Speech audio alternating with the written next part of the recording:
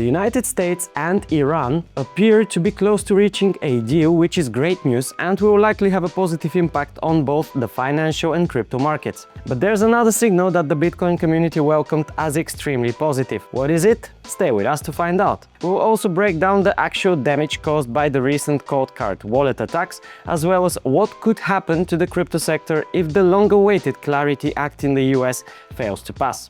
As always, our mission is to keep you up to date with the most important developments in the crypto world.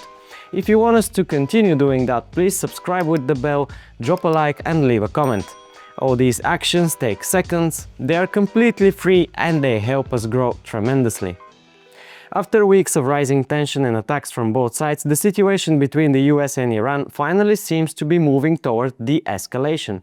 According to the latest reports, US officials confirmed that the southern route of the Strait of Hormuz is open and safe for commercial ships. This is a major step forward, considering that this corridor was under serious threat due to Iranian strikes in July.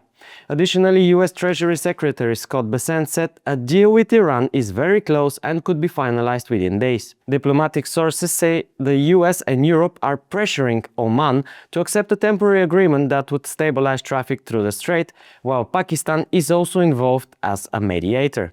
As usual, news from the Middle East immediately spilled over into the financial, crypto and energy markets. The Nasdaq jumped 2.5% in a single day, reaching its highest level since mid-June. Oil dropped to $76 per barrel and Bitcoin saw a modest bounce to around $64,400. While the Middle East brought the first positive impulse, the crypto community received a second, much more unexpected signal. It came from Jim CRAMER, longtime CNBC host, a man with a massive audience and strong influence among traditional investors. Over the years, CRAMER has become something like a reverse indicator for Bitcoin. When he is optimistic, the price often goes down. When he turns negative, the market usually goes up. This has happened so many times that it's now part of crypto culture. That's why his latest move caused such a stir. CRAMER announced that he will sell his Bitcoin, citing fears about quantum computers. According to him, future quantum machines could break the cryptography behind Bitcoin, so it's smarter to get out early. Most experts disagree with this fear, but for the crypto community that's not the point. The point is that CRAMER is negative on Bitcoin again. And the reaction was instant. Commentators on X were joking, if CRAMER is selling, it's time to prepare for a rally. Quantum computers are far away, but CRAMER always gets the direction right, just in reverse. Many reminded that he was negative right before several of Bitcoin's strongest growth periods. Let us know in the comments if you were also happy to hear CRAMER's decision.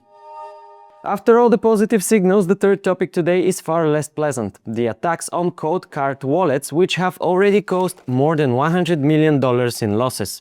According to blockchain analysts, the exploit affected thousands of users, with attackers using a mix of social engineering, fake updates and mistakes in how some people set up their devices. COLDCARD itself is extremely secure by design, but the problem came from users being tricked into installing modified software that secretly redirected transactions to the attacker's addresses. Experts warn that the stolen BTC may be difficult to spend. The reason is simple: the amounts are huge, the addresses are public and everything on the blockchain is visible. Any attempt to move these funds will be monitored by dozens of companies, regulators and independent analysts. This puts the hackers in a tough position. They have access to over $100 million but can't easily launder or transfer it without being detected. Still, the losses are real and painful. Many users lost their savings, and the case is yet another reminder of how important it is to use hardware wallets correctly. Verified sources, official updates and zero compromises with security. The COLDCARD drama also triggered fear among investors, with more than 20,000 bitcoins moved from self-custody to exchanges in recent days. Willy Woo noted that over the years around 1.57 million BTC have been lost from wallets, while losses from exchanges total around 1.51 million. And here we must make an important clarification. A large part of these losses came from user mistakes, lost seed phrases, installing unverified software and so on. So if you're careful enough, your crypto funds should be perfectly safe in such wallets. And for our final story today, we return to a topic that has been very relevant in recent months. US regulation and the long-awaited Clarity Act. Many investors worry that if the bill doesn't pass, it could create new uncertainty for the industry. According to Matt Hugan, chief investment officer at Bitwise, these fears are exaggerated. He says the crypto sector will remain stable and continue growing even if the Clarity Act fails in Congress.